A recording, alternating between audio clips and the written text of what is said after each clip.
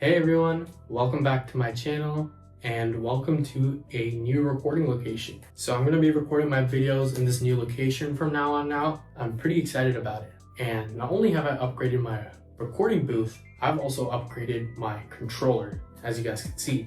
So this is the Pioneer DDJ FLX10, which is one of the best controllers that you can get on the market right now.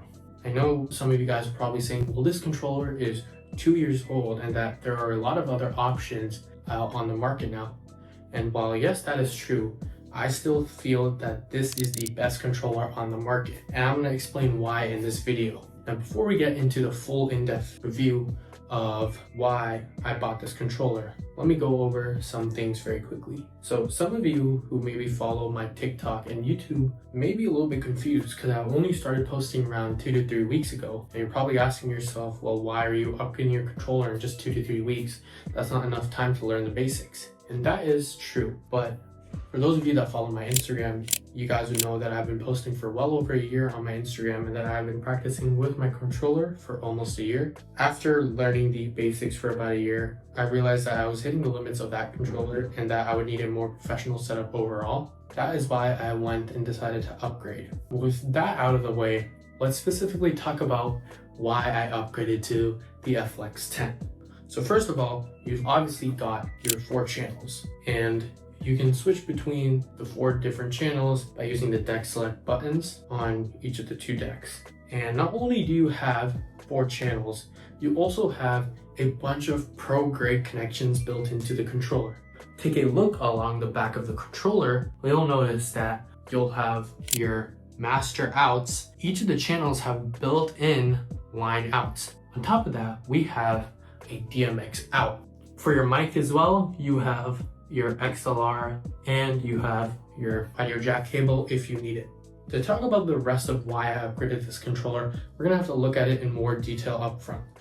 Alright guys, so now let's talk about the FLX10 and specifically why I chose this controller over all the other options on the market. The FLX10 is able to provide a club standard layout. Now, what do I mean by that? So if you've ever played on CDJs, you'll notice that the mixer section and the decks are pretty similar to what you would see on professional club hardware. For example, in the mixer section, we have our 4 channels, as well as our sound effects and our beat effects in the exact same locations that you would find on the DJM A9, for example. Now you may see this FX part select, but we will get back to that in a little bit. The other thing are the decks.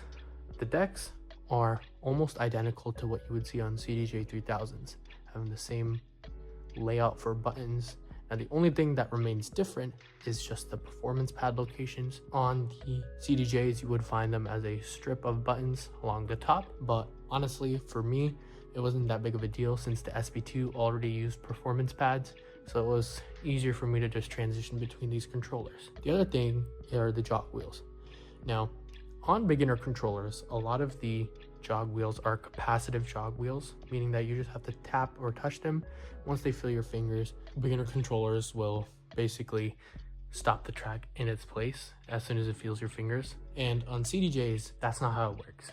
And even on the FLX10. So both CDJs and FLX10 use mechanical jog wheels, meaning that you actually have to press down a little bit in order to engage the scratch or stop the track in its place. So it makes it pretty easy to transition to club gear. Jog wheels also have a display in the center, just like the CDJs. And the cool thing about the displays on the FLX10 is that they have multiple different modes. So if I hit shift and then flip through the pages, as you can see, you have like waveform options. You can just look at the album art cover. You can show your DJ logo, which is what I have right now. It's quite nice. It is pretty similar to what you would see on CDJs. Now, aside from having a club standard layout, the second thing that really made me upgrade to this controller specifically is the fact that it's built with stems in mind. Now, for those of you guys that don't know stems basically let you isolate specific parts of a track on the fly. So you're able to create mashups or apply effects to specific parts of the track. And I've always believed that stems would be the future of DJ mixing. It would create more interesting mixes overall. And as you can see on this controller, each deck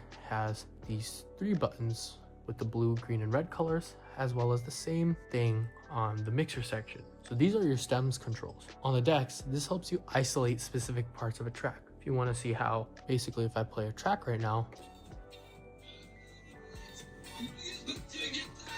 So the track sounds as normal, but let's say I just wanted to have the vocals playing and nothing else.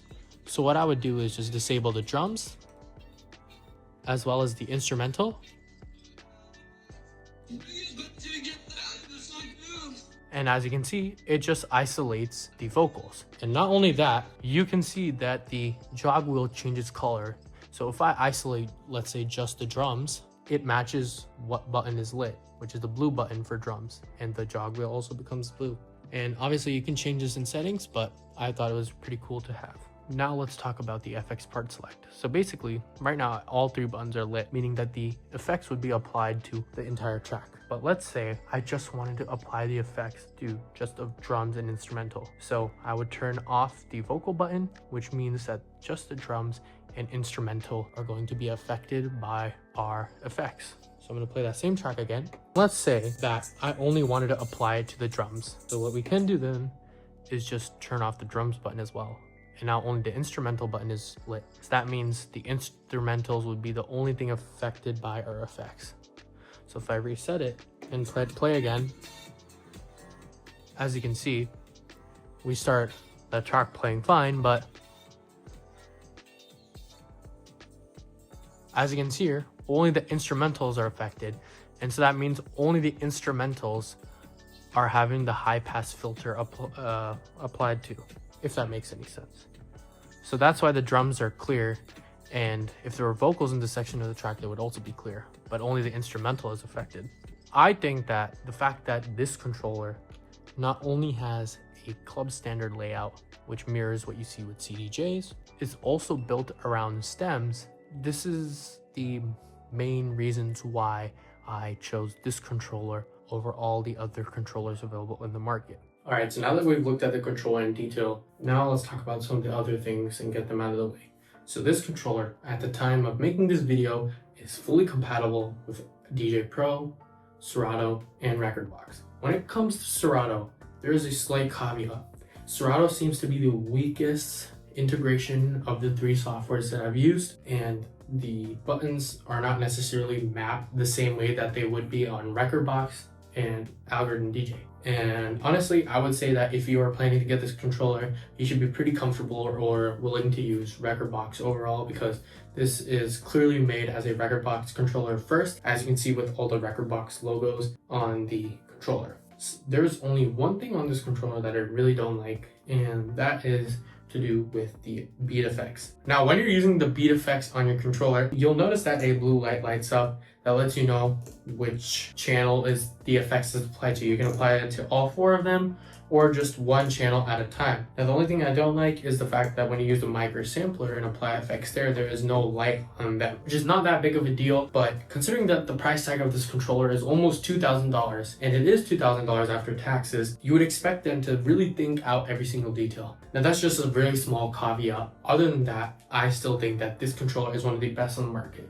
Now, yes, there are cheaper options that you could get with Denon, other companies like Rain, but in my opinion, the reason that why Pioneer remains a staple brand for DJ equipment is the fact that they have a club standard layout and their equipment is very reliable. So that is my FLX10 review. I hope you guys like this video. If you guys do, be sure to subscribe and like the video.